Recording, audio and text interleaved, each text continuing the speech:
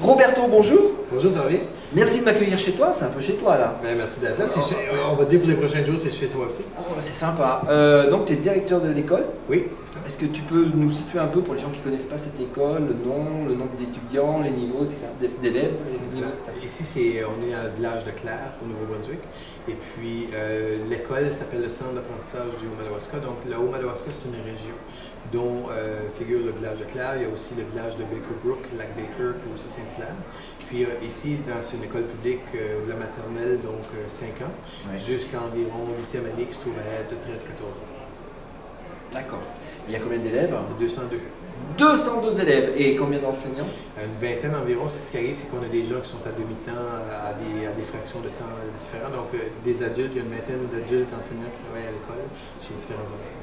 D'accord. Donc là, on est sur la 6e année de Claire. Oui. Hein, donc en gros, tu invites plein de gens dans ton école. Oui.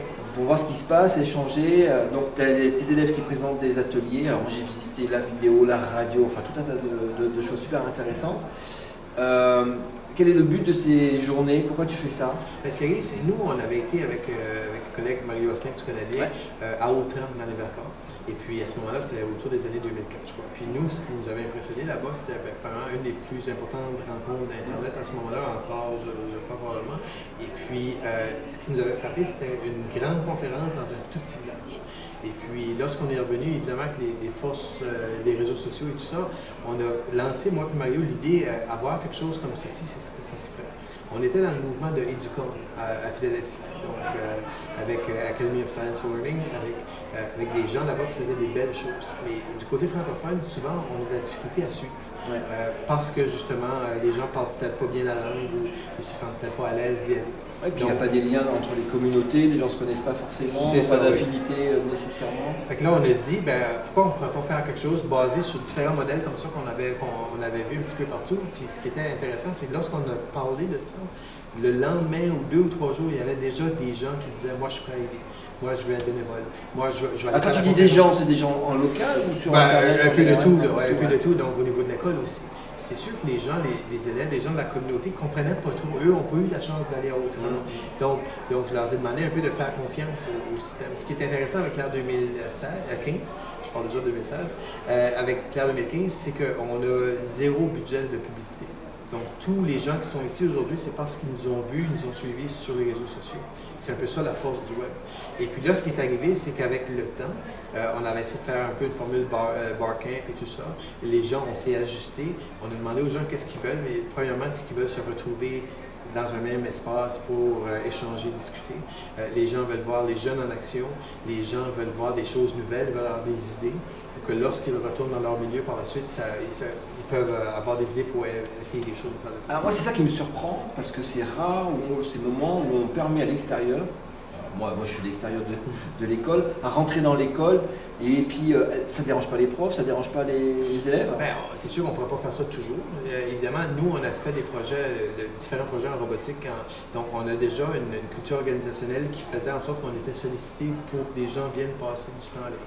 Donc, les jeunes sont habitués de voir des journalistes, sont habitués de voir des gens. Et c'est sûr qu'à Claire 2015, il y a beaucoup de monde en même temps. C'est intense. Sauf que, évidemment, on ne pourra pas faire ça. On concentre nos activités cette semaine au niveau de ce qu'on veut montrer. Et tes enseignants, tu t'as dit, il y en a qui viennent d'arriver il y a un mois. Ça ne les surprend pas un peu d'arriver dans cette effervescence? On a un petit peu d'autorité au niveau du district scolaire ici, qu'on fait des choses comme ça déjà. Donc les gens qui veulent venir ici s'attendent déjà. Là où ils vont tomber. Ouais. Sauf que des fois, les visiteurs vont rencontrer un enseignant puis ils ne pourront pas détecter que ça fait seulement 2 semaines qu'ils sont ici ou ça fait seulement 2 mois. Ils vont avoir un peu le même langage, les mêmes codes, ils vont faire un peu les mêmes pratiques parce qu'ils savent que dans cette école ici, on peut prendre des risques, on peut essayer de faire des choses. Dis donc, maintenant ça fait 6 ans que tu fais Claire, donc tu as un peu de recul quand même, parce que c'est pas la première année. Donc en 6 ans, qu'est-ce que ça a changé dans la vie de l'école? D'organiser un événement comme ça, d'être ouvert, de ces échanges-là. Concrètement, qu'est-ce que ça a changé dans la vie de l'école? Je crois que les gens ont une meilleure idée du projet pédagogique derrière l'utilisation des nouvelles technologies. Dans le sens que on peut arriver puis mettre sur notre blog. Aujourd'hui, j'ai fait un projet spécial, puis on a l'impression que les gens nous lisent, mais là, avoir des gens qui viennent et disent « Ah, j'ai lu ton billet hier, ça fait 2 ans que je regarde les vidéos que vous faites. Les jeunes ont vraiment l'impression d'être connectés avec quelque chose de beaucoup plus grand que l'école. Donc, j'ai seulement 202 élèves, mais finalement, avec les réseaux sociaux, avec le blog, les jeunes sont connectés un peu partout sur la planète. Et donc, mais au final, est-ce qu'ils s'apprennent mieux? Est-ce qu'ils apprennent différemment? C'est difficile à mesurer, hein. C'est la question qui... La question! Ouais. Et puis, évidemment, ce que je dis dans les rencontres, puis j'ai pas de support technique pour moi, mais ce que je fais, c'est que il n'y a aucune preuve que je peux vous dire que ça donne 5% de plus en mathématiques. Parce que ce qui est mesuré n'est pas nécessairement mesurable. Comprenez-vous ce que... Oui, mais je comprends très bien parce qu'il y a aussi Enfin, moi, c'est assez rare. J'ai fait plein, on va dire, des institutions, pas que des écoles où on apprend, où on enseigne. C'est assez rare de voir des gens contents. Et, déjà, rien que ça, de voir des gens heureux, bah, toi, voilà. Mais tous tes collègues, enfin, tous les gens qu'on croise, tous les bénévoles, ils sont contents d'être là, ils sont contents de faire des... Enfin, pour des bonnes l'impression qu'il y a, voilà. Ouais. Et déjà, rien que ça, on sent l'atmosphère positive. Et c'est quand même parce que dans mon support visuel, finalement, ce que je fais, c'est parce qu'il y a des gens que c'est important d'avoir des graphiques, d'avoir des résultats. Donc, ce que je fais, c'est que je prends des photos d'élèves à l'école d'entrée qui sont en train de faire un projet. Sur la photo, il y a souvent 2 élèves, et puis je fais une ligne entre leurs sourires. C'est tout le temps directement proportionnel, dans le sens que lorsqu'on fait des choses comme ça, les jeunes ont du plaisir à faire ça. On ne peut pas faire ça tous les jours, tout le temps, sauf que ça donne une pertinence aussi à venir à l'école. Ça donne aussi un lien de ce qu'on fait va être utile plus tard à faire d'autres choses. Alors, ça me fait penser à quelque chose. En France, par exemple, j'ai vu des stats assez effrayantes où, je ne sais plus si dans quelle école, à quel niveau, un professeur devant ses élèves passe 30 à 60% de son temps à faire la discipline dans la classe. Est-ce que, par exemple, sur l'aisance des étudiants, l'appétence par rapport au savoir, des choses comme ça, est-ce que tu penses qu'il y a une évolution? Est-ce que tu vois qu'il y a une évolution? Même si ça... Au niveau de l'école ici? Ouais, des élèves. Ben, moi, ça fait 15 ans que je suis ici, donc on a déjà dans la culture organisationnelle de l'école, on mise beaucoup sur la responsabilisation des élèves. Je pense que tu as vu en faisant les visites que les jeunes se promènent avec l'équipement, c'est libre. C'est impressionnant, la prise de parole devant les adultes, ils sont capables d'expliquer. Ils ne demandent pas nécessairement la permission pour faire des choses. Ouais. On a une confiance au niveau des élèves et au niveau de l'école, donc ça prend du temps, c'est une culture à bâtir. Est-ce que ça va mieux? Moi, ce que je te dirais, c'est que les jeunes comprennent mieux maintenant ce qu'on essaie de faire. Lorsqu'on parlait du blog en 2004, souvent c'était complexe, c'était difficile. Lorsque je parlais du labo créatif cette année, notre nouveau labo, encore là, les jeunes n'avaient pas de point de référence. Beaucoup de ces choses-là, c'est en anglais sur le web. Donc, si tu veux aller voir un programme qui s'appelle, je ne sais pas moi, Minecraft, mais Minecraft, beaucoup de ressources sont en anglais. Donc, ce qu'on essaie de faire aussi ici, c'est de quand même éveiller les jeunes, les gens, les enseignants, qu'il se passe plein de choses sur la planète, même si c'est en anglais, voici ce que nous on fait, on essaie de laisser des traces en français de ce qu'on fait. Donc, on a un wiki développé pour le labo collaboratif, le labo créatif, excuse, puis le blog de l'école, donc on laisse des traces pour justement que d'autres personnes peuvent les utiliser. Et comment les parents d'élèves prennent ces initiatives aux alentours? Comment ils vivent ça? C'est intéressant que je pense qu'ils sont très fiers, c'est sûr, mais ils ne comprennent pas toujours ce qu'on essaie de faire. Ça, c'est correct. Je veux dire, c'est pas négatif en soi. Ce que ça a fait, en parlant avec toi, je viens de penser, je pense que ça a développé un élément de confiance. En voyant justement que des gens vont quitter la France pour venir rencontrer des jeunes à Clare. Avec des péripéties. Ils doivent faire quelque chose de bien. Tu comprends? On ne comprend pas exactement ce qu'ils font, mais on commence à comprendre que ce qu'ils font, ça intéresse les gens. Donc là, ça a développé cette... D'ailleurs, je passe un petit message. Si vous êtes en France, venez voir ce qui se passe ici. Oui. Je vais faire mon message. et puis ça, ce qui est arrivé avec ça, c'est un peu comme un mécanicien. Tu n'as pas à comprendre toute la mécanique pour savoir ou pour voir que tous les gens vont à ce garage-là pour faire réparer leur voiture. D'accord, là, sur la réputation. Tu n'as pas besoin de connaître la mécanique pour savoir que lui doit faire quelque chose de bien parce que les gens y vont. Je pense que c'est ça que ça le fait, le développement au niveau de la fierté, au niveau de pousser les limites. Dans le sens que cette année, avec le labo créatif, on pousse encore les limites plus loin. C'est comme les gens me demandent, ça va finir quand? C'est un projet qui finit jamais. Et c'est d'ailleurs ça le problème à montrer aux financeurs, c'est-à-dire aux gens qui décident, c'est les gens qui te financent. Donc hier on a aperçu, moi j'ai aperçu un ministre, alors Je suis français, je sais pas bien d'où, de la région, enfin. Il vient du Nouveau-Brunswick, là, donc c'est au niveau de la province. La province, d'accord. Donc pour vous aussi, ça c'est important qu'ils soient venus, qu'ils comprennent ce que vous faites. Oui. Ce qui arrive encore là, c'est que Claire 2015, on peut en parler, mais lorsqu'on le vit, on a une option différente de ce qui se passe. Pour le ministre, bien évidemment, il y a beaucoup de changements de ministre, beaucoup moins de changements de direction d'école et tout ça. Donc les ministres passent, les écoles restent. Ce qui arrive, c'est qu'il faut que les gens comprennent que ce qu'on est en train de faire, c'est un laboratoire. Donc, c'est pas fixé dans le temps. Si vous me donnez des choses, je ne peux pas vous promettre que les jeunes vont augmenter leurs résultats mathématiques de 3 je peux pas, mais il faut se questionner aussi, puis on le fait ici. Est-ce que c'est ça qu'on veut aussi? Il n'y a pas seulement ça qu'on veut que les jeunes apprennent. Moi, j'ai beaucoup l'idée que si les jeunes sont motivés, sont engagés, ils veulent être à l'école, le reste va suivre aussi.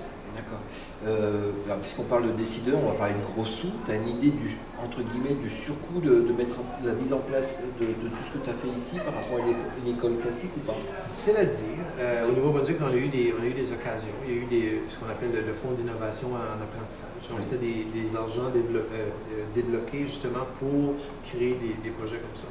Lorsque je me rappelais qu'il y avait l'idée du projet de robotique, on demandait environ 45 000 $. Donc, on parle d'environ, disons, 30 000 €. Et puis, à ce moment-là, les gens croyaient qu'on rêvait en couleur, puis que c'était pas possible, puis qu'on faisait une demande au Père Noël. Puis, à un moment donné, j'ai eu une lettre, puis j'ai dit à tout le monde Joyeux Noël parce qu'on avait eu notre demande. Donc, c'est d'avoir des projets qui sont différents, qu'on a une ouverture d'esprit, d'essayer des choses. Il y a de l'argent. C'est que les gens ne veulent pas le donner à n'importe qui, n'importe quoi. Donc, cette année, le labo créatif à l'école, on a été approché pour avoir du financement, environ 18 000 €, disons, pour développer cette salle-là. Mais avec tout l'équipement qu'on avait déjà, ça a fait une salle vraiment intéressante pour les jeunes. Mais les gens, lorsqu'on développe une expertise, nous font confiance aussi. Donc, c'est un effet d'entraînement. Donc, à ce moment-là, je ne vous mens pas qu'en faisant un colloque comme ici, bien, les gens posent les regards sur l'école. Des fois, il y a des gens qui veulent être partenaires, qui veulent nous aider. Donc, ça a un effet d'entraînement. Donc, les industriels, entre guillemets, est-ce que tu as du contact avec eux? Est-ce que c'est quelque chose qui t'intéresse ou tu veux rester... C'est sûr que je serai ouvert. C'est tout le temps une question de temps. Ouais. Question de temps, moi, je suis un directeur d'école. Donc, c'est sûr que mon travail, c'est de diriger l'école, faire en sorte que ça fonctionne. Mais j'ai aussi d'autres branches dans mon travail. Donc, on est en train de développer un projet qui s'appelle Acadipédia. La radio, le blog et le wiki. Donc, c'est 3 outils. Puis, je suis fier de dire que c'est 3 outils gratuits. Hein. Donc, souvent, on a tendance à vouloir payer pour avoir des choses, mais il y a déjà beaucoup de choses gratuites qui sont là. Et puis, c'est de mettre ensemble nos ressources. On veut l'ouvrir à d'autres écoles. Donc, ça prend beaucoup de mon temps, le labo créatif. Il y a plein de choses comme ça. Il y a un super labo vidéo. Oui, aussi, oui. Et est-ce que... Alors, j'ai posé des questions techniques aux jeunes là, qui étaient là, comment ça marchait, avec tu filmes avec un iPad, comment tu fais ton incruste. Donc, super réponse. Hein. Mais ça fait 2 semaines qu'on a d'accord. Non, mais l'idée, c'est de mettre à disposition des élèves ou aussi des profs pour enregistrer des petites capsules vidéo? C'est que là, ce qui est intéressant, comme j'ai dit tout à l'heure sur le laboratoire, donc là, on a l'équipement, il n'y a pas de raison, mais on ne peut pas dire si on avait, on les a. Ouais. Donc là, on va où avec ça? Donc, c'est les jeunes, les enseignants qui vont décider. Et puis, ce qui est intéressant, c'est que souvent, ils vont dépasser nos attentes. Donc, on a tendance à dire, nous, on aimerait faire une petite vidéo. Puis là, ils vont faire plus, ils vont ajouter du son, ils vont ajouter des effets spéciaux, ils vont monsieur, tu pensais, on fait... De ce côté-là, ce qui est intéressant, c'est qu'une fois qu'on...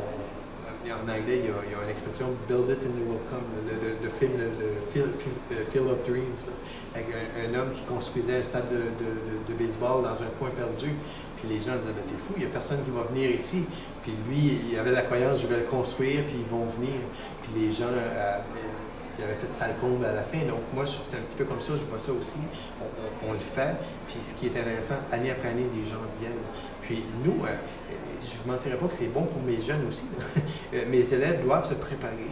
Ils doivent analyser ce qu'ils vont dire, ce qu'ils ne vont pas dire. Ils doivent se pratiquer. Je veux dire, c'est une belle expérience d'apprentissage, je veux dire, au niveau verbal, je veux dire, de pratiquer leur français, de pratiquer leurs choses. Donc, si c'est bon pour les visiteurs de venir ici, tant mieux, mais je peux vous dire que c'est bon pour nos élèves aussi. Mes profs sont questionnés, nos pratiques, qu'est-ce qu'on va montrer cette année, est-ce qu'on fait ça, non, si on ne fait plus ça, on fait ça maintenant. Donc, veut pas, ça a un effet d'entraînement. Bon, d'accord. Eh bien, super. Et pour 2016, déjà des idées ou j'étais trop dans le... Moi, je dis toujours la même chose aux gens. Je dis, il va y avoir Claire 2016, s'il y a des gens qui veulent venir, puis s'il y a des gens qui veulent l'organiser. Jusqu'à maintenant, on a toujours eu ces 2 conditions-là, donc on avance. C'est sûr que nous, ici, par exemple, pour pouvoir organiser ces journées-là, on dépend un peu de partenaires financiers. On est une petite école rurale, donc évidemment, on ne peut pas accueillir, puis je ne sais pas si les gens réalisent, mais les repas sont gratuits, on a des vins fromages, on a tout.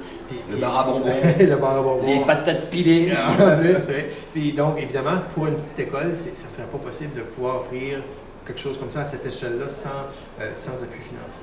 Donc, moi, ce qui est important, c'est d'avoir des conditions gagnantes pour faire en sorte que l'école ne va pas amputer de son budget ou on va se mettre dans des situations difficiles à l'avenir. Donc, on veut, nous, être capable de continuer à faire ce qu'on veut faire. Mais jusqu'à maintenant, la réponse est vraiment, vraiment bien. Puis, ce qui est intéressant sur Twitter, il y a beaucoup de personnes, par exemple, maintenant, qui ne peuvent pas venir pour différentes raisons, mais ils nous suivent sur la web diffusion, ils nous suivent en direct. Donc, on a créé ce mouvement-là. Et puis, encore là, l'avenir va le dire si ça continue. Mais moi, jusqu'à maintenant, je crois que les astres sont bien alignés.